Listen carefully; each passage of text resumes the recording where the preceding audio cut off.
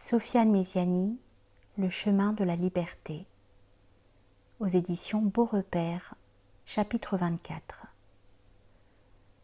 Il se sentit proche du but. Les choses devinrent plus simples parce qu'il savait cette fois-ci l'épreuve qui l'attendait, celle de la richesse. L'espace était moins étroit et quelques rayons de soleil pénétraient l'endroit. Le sommet de la colline n'était plus très loin. Cela le rassura. Armé d'un nouveau langage et soutenu par sa nouvelle compagnie, Luciano se lança à la quête de cette richesse. Ses démarches furent identiques aux précédentes, de même que le résultat. Rien.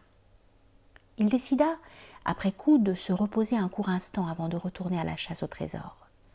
Fidèle à lui-même, il se posa dans un coin de la grotte et continua de profiter de la solitude et du silence pour reposer son esprit et accompagner les pas de son cœur. Tandis qu'il cheminait dans son espace intérieur, ses yeux atterrirent sur une chose étrange, accrochée très discrètement sur une grosse pierre incrustée dans l'un des murs de la pièce.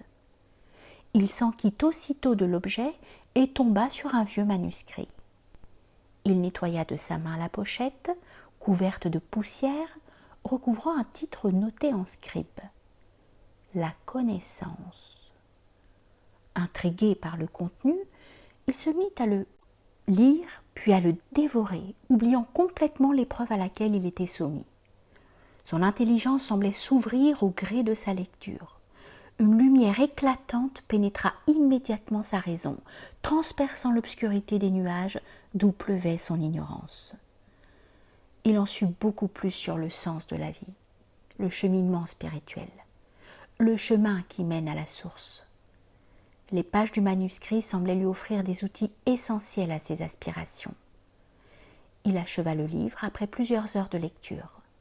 Puis, au moment même où il le referma pour repartir à la quête de cette fameuse richesse, une porte s'ouvrit largement, laissant la lumière intense du soleil pénétrer la grotte.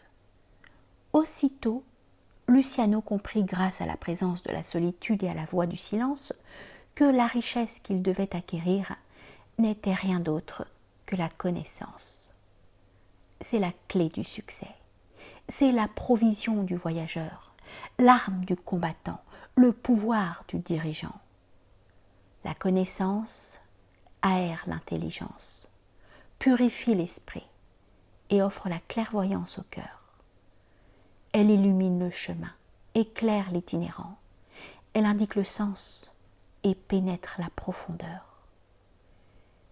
C'est la monnaie du pays intérieur avec laquelle le résident, qui n'est rien d'autre que le cœur, subvient à ses besoins spirituels.